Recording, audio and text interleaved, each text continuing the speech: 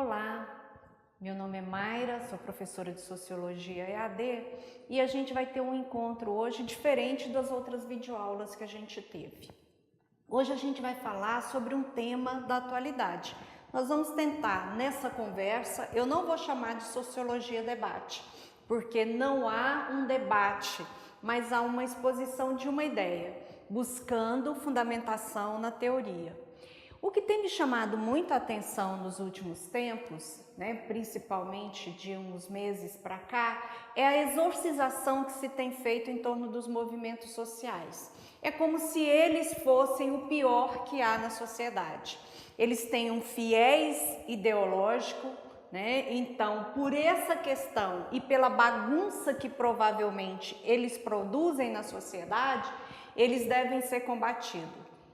O que tem me chamado a atenção especialmente é a acusação de que eles agem por um viés ideológico e que produzem balbúrdia, desordem na sociedade.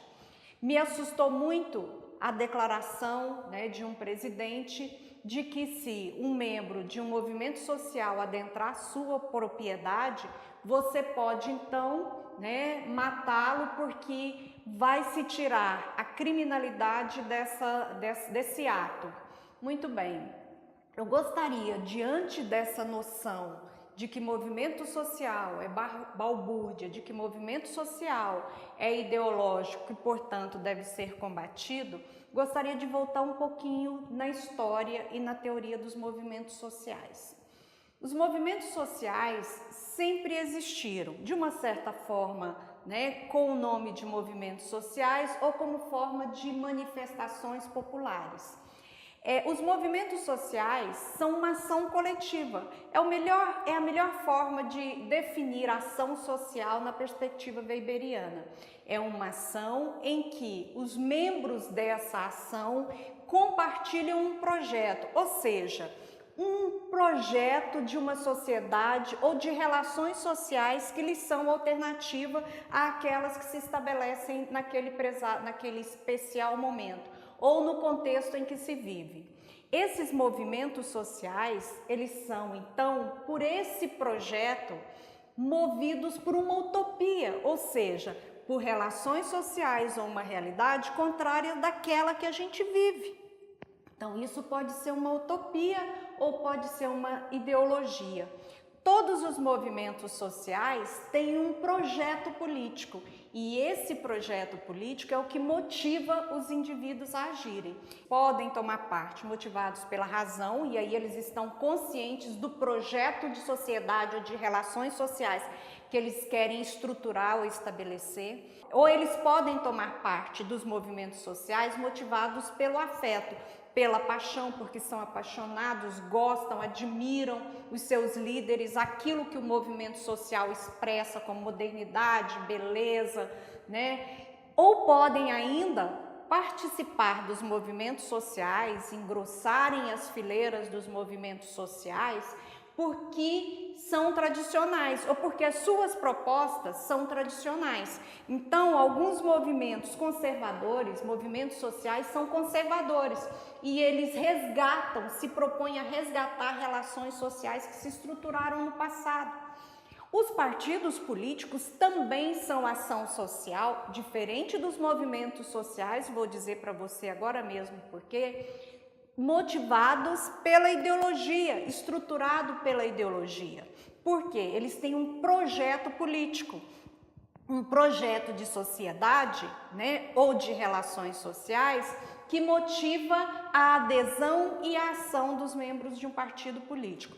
Qual que é a diferença, então, entre um partido político e um movimento social? O partido político se institucionaliza, ou seja, ele tem um registro e ele busca conquistar o governo, tá certo? Manter o controle das ações de governo. Os movimentos sociais não se institucionalizam. Na teoria, tão logo os movimentos sociais ou seus membros conquistam aquilo que naquele momento histórico eles entendem o seu direito, eles se desarticulam. talvez no futuro eles se articulem, outras pessoas motivados pelo aquele ideal, por aquele conjunto de ideias e projeto político, podem novamente se organizarem e passar a agir em nome daquele movimento social, por exemplo, movimento feminista, movimento dos trabalhadores rurais. Cada um vai tendo um nome ao longo do tempo diferente, mas a inspiração pode ser a mesma. Eles não têm um livro de filiados e nem buscam controle do Estado. Eles querem tão somente que a sociedade e o Estado reconheçam os seus direitos. O direito daqueles que reivindicam, tomando parte da ação coletiva, aquilo que entendem ser o projeto político, aquilo que entendem ser seu direito e aquilo que entendem ser o melhor para os membros do grupo social. Por que é ideológico, tanto partido político quanto movimento social? Porque se baseiam, se estruturam em valores, em noções de valores e ideias de grupos sociais, de grupos de pessoas. Não se baseiam em fatos científicos, mas sim em inspirações, em desejos de pessoas comuns que constroem esses argumentos e esse projeto a partir da experiência cotidiana. Tá certo? O que é uma ideologia? Uma ideologia é um conjunto de ideias que pode orientar a nossa ação, né, rumo a um projeto de sociedade, nos movimenta, nos põe em ação no dia a dia, mas ela não corresponde à realidade, e sim a visões de grupos, tá certo? Então, essa é a ideologia. Uma verdade científica é obtida a partir de pesquisas científicas, comprovadas, repetidas, e não de uma experiência direta ou do desejo das pessoas. Então, no campo da política, o que vai orientar a grande parte das pessoas expressivamente é o projeto político, é uma ideologia, um projeto político baseado em uma ideologia. Então, dizer que a gente vai suprimir as ideologias é impossível. Nós temos inúmeras ideologias que nasceram, morreram, mas que se rearticularam também com outras inspirações, juntando retalhos daqui e de lá, e se formaram novas propostas que motivaram as pessoas a se organizarem, ou em partido político, ou em movimentos sociais. Muito bem. Eu posso dizer que o liberalismo é uma ideologia, que o feminismo pode ser uma ideologia, né? Que o neoliberalismo é uma ideologia, que os republicanos, quando se organizaram para propor o Estado da forma como a gente conhece hoje em dia, e o modelo republicano de governo, também tiveram motivações ideológicas. A democracia é uma ideologia. Então, o capitalismo é uma ideologia, o socialismo é uma ideologia, todas são ideias, valores que nos orientam, mas que não têm um fundamento científico. É claro que existem estudos que comprovam certas relações sociais, ou certas estruturas de Estado baseadas nesse conjunto de ideias. Mas você não pode dizer que elas são verdadeiras. Elas mudam com o tempo. Então, por exemplo, o nazismo é um conjunto de ideologias. E aí os nazistas formavam um movimento social e também se fortaleceram com o partido político. Tudo isso numa perspectiva ideológica. Isso hoje pode ser objeto de estudo científico, ok? Muito bem. Qual é o papel dos movimentos sociais nas nossas relações sociais, na nossa história? Ao longo da nossa história, os movimentos sociais ou os movimentos populares, né, se você assim o quiser chamar, as organizações de caráter popular, elas permitiram que as nossas relações se tornassem cada vez mais civilizadas. É claro que existem movimentos sociais e ações coletivas, como de partidos políticos, que podem nos levar ao retrocesso. Mas se você observar a história dos movimentos sociais, não há por que condená-los. É uma lógica da ação coletiva, é uma lógica da ação social que opõe aquilo que está estruturado. Do rio que tudo arrasta se diz violento, mas não se diz violento das margens que o oprime. Essa é uma frase, um poema do Bertolt Brecht. Muito bem, às vezes a gente vive uma realidade que não nos satisfaz.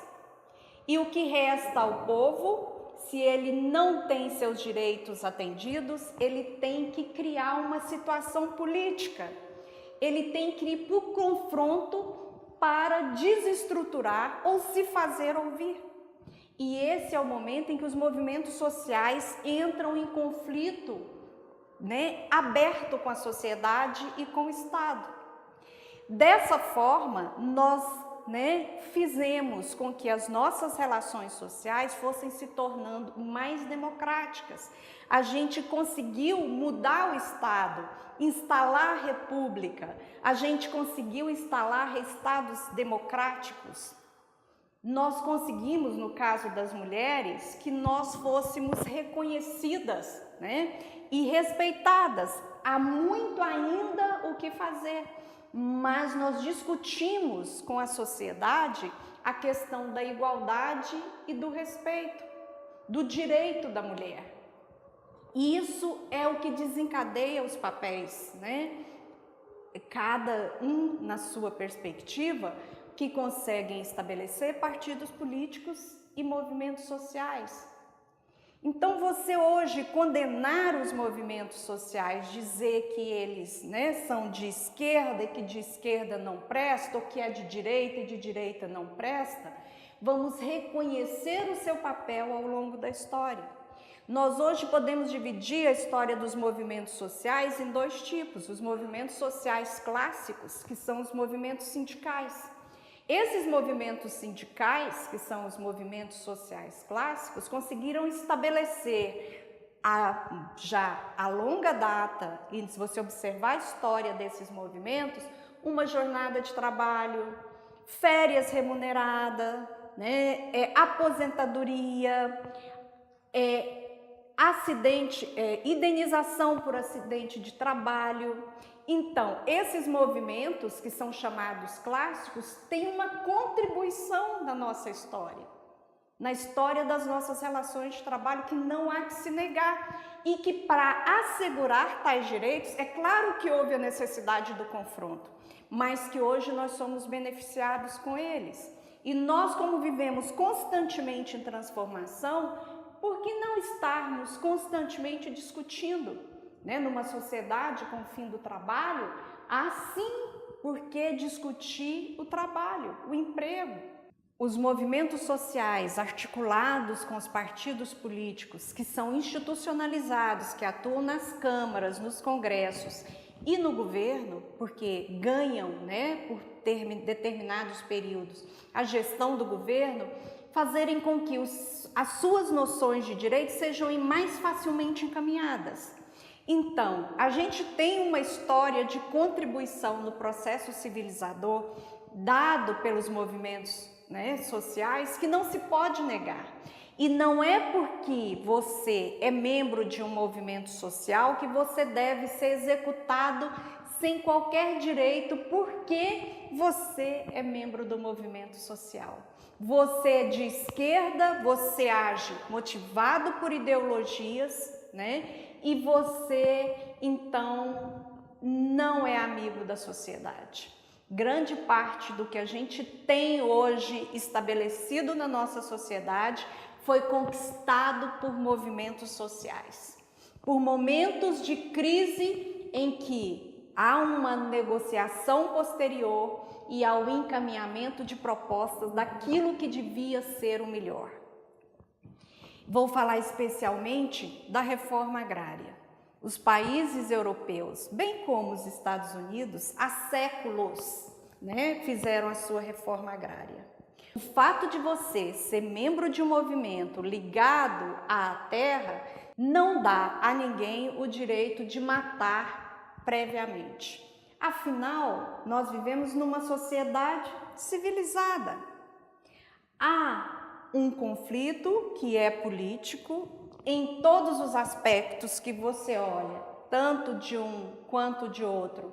A motivação é ideológica e a gente vive numa sociedade de direito. Ora, então por que você tem o sistema judiciário se você não precisa acioná-lo? Você pode executar o cidadão se ele entrar na sua propriedade. Pensamos um pouquinho onde é que a gente está colocando os movimentos sociais, o Estado e o direito. Essa atividade faz parte, então, daquilo que a gente chamou de sociologia-debate. Mas, na verdade, é uma conversa, é uma exposição. Você terá uma atividade, que é a atividade 10, com questões relacionadas ao texto, ao módulo que a gente viu, Estado, Direito e Sociedade, mas também a gente vai ter 2 questões relacionadas a isso que eu expus aqui agora. Até mais!